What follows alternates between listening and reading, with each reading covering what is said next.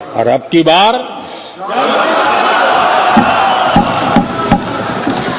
पूरा देश कह रहा है, अब की बार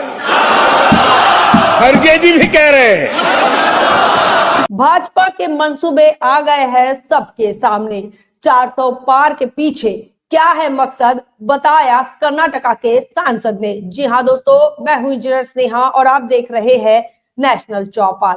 बता दें कि भारतीय जनता पार्टी के सांसद अनंत हेगड़े इन्होंने बताया कि भारतीय जनता पार्टी को आने वाले 2024 में 400 पार क्यों करना है, क्योंकि उनका यह कहना है कि भारतीय जनता पार्टी को 400 पार इसलिए करना है क्योंकि आने वाले समय में वो संविधान में बदलाव करना चाहते हैं। संविधान के अधिकांश हिस्से को वो फिर से लिखना चाहते हैं। तो ये मंसूबा भारतीय जनता पार्टी का आने वाले 2024 के चुनाव के बाद का है और इस बात को लेकर इस बात की पुष्टि बीजेपी के खुद सांसद रहे अनंत हेगड़े, जो कि कर्नाटक के सांसद है, उन्होंने ये बताया है। यहाँ पर आप लगातार देख सकते हैं भारतीय जनता पार्टी की सरकार को लेकर लोग हमेशा से इसी शंका में रहते हैं कि बीजेपी संविधान विरोधी है और संविधान विरोधी ही काम करने वाली है। आने वाले 2024 को लेकर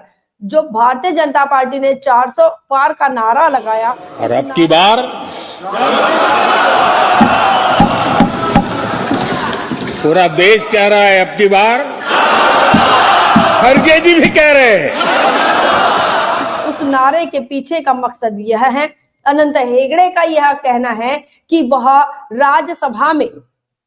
उन्हें ज्यादा बहुमत नहीं मिल पा रहा है। अगर वो कई राज्यों में सरकार बना पाने में सफल हो पाते हैं, लगभग 20 राज्यों में अगर वो सरकार बना पाने में सफल होते हैं और साथ ही 400 पार सांसदों की जो संख्या है वो अगर बढ़ा पाते हैं तो लोकसभा में भी उन्हें बहुमत मिलेगा और राज्यसभा में भी उन्हें बहुमत मिल पाएगा। और ऐसे से संविधान के साथ छेड़छाड़, मतलब संविधान में बदलाव करने के लिए उन्हें दुनिया की कोई भी ताकत रोक नहीं पाएगी। और इसीलिए उन्होंने कहा है कि 400 पार अगर करना है तो 400 पार क्यों करना है, ताकि इस देश के अंदर संविधान में वो बदलाव कर सके। लगातार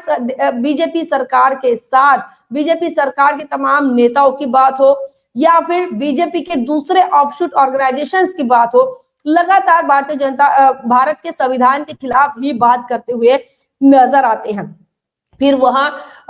एक तरफ नारा लगाते हैं कि सबका साथ सबका विकास, लेकिन उत्पीड़न करेंगे दलितों का, आदिवासियों का, पिछड़ों का और मुसलमानों का, लेकिन नारा जरूर लगाएंगे। भारतीय संविधान जिस प्रकार से सबको मान सम्मान, सबको अवसर की समानता देता है, लेकिन वही बात जो है वो बीजेपी के मूल स्वभाव में फिट नहीं बैठती है। और यही कारण है कि अब वो चाहते हैं कि लोकसभा में भी उनका बहुमत हो, राज्यसभा में भी बहुमत हो और लगभग अधिक से अधिक राज्यों में उनकी सरकार हो, ताकि वो संविधान के साथ छेड़छाड़ कर सके, संविधान में बदलाव कर सके। ये बात किसी से छिपी नहीं है कि अटल बिहारी वाजपेयी ने 2000 में ये संविधान समीक्षा आयोग भी बनाया था और संविधान समीक्षा आयोग का मकसद यह था कि संविधान की समीक्षा की जाए और फिर से नया संविधान निर्माण किया जाए। इतना ही नहीं, उसके बाद अटल बिहारी वाजपेयी को अच्छा सबक जो है बहन कुमारी मायावती जी ने सिखाया था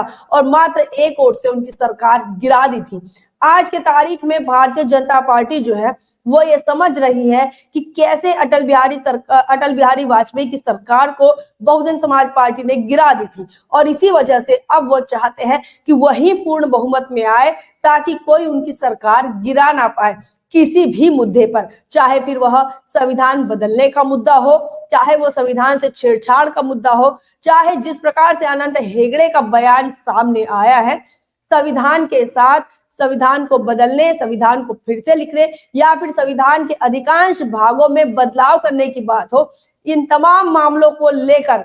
जो भारतीय जनता पार्टी का जो मूल स्वभाव है, मूल स्वभाव के साथ साथ जो उनकी मंशा है, जो उनका एजेंडा है, जिस टारगेट को लेकर वो आने वाले समय में सरकार बनाना चाहते, वो सारे मंसूबे अनंत हेगड़े ने साफ कर दिए हैं और अब आम लोगों तक ये बात वो पहुंचा रहे हैं कि 400 का पार उन्हें क्यों करना है, 400 पार का नारा वो क्यों लगा रहे हैं।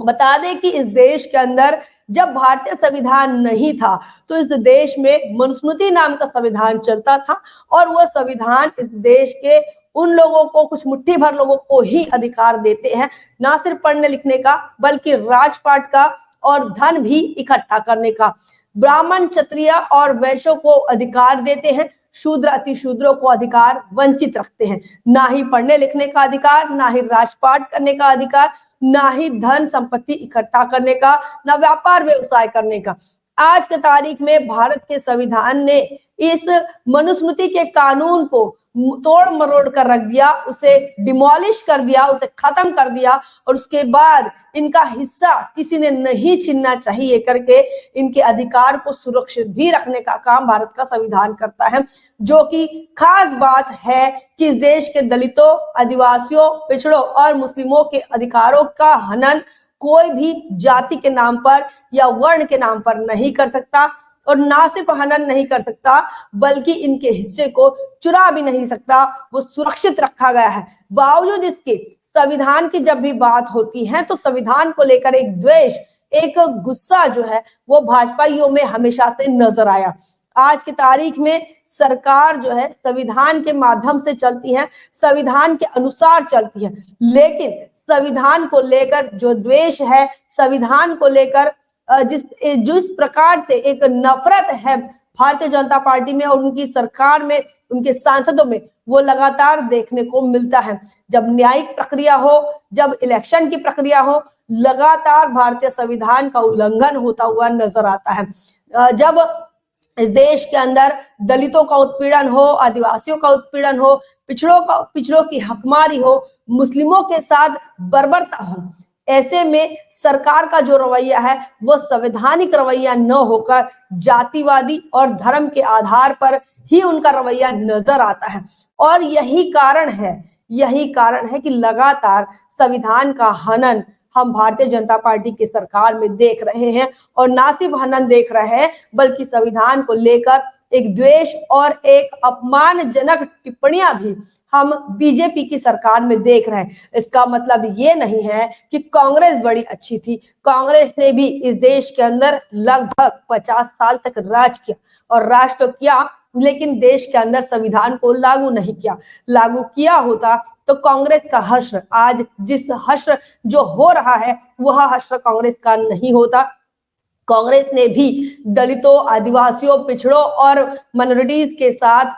अन्याय किया, उनका अधिकार उनको नहीं दिया, उनका बैकलॉग नहीं भरा, उनको नौकरियों में नहीं आने दिया, उनको राजपाट करते समय उन्हें आजादी नहीं दी, उन्हें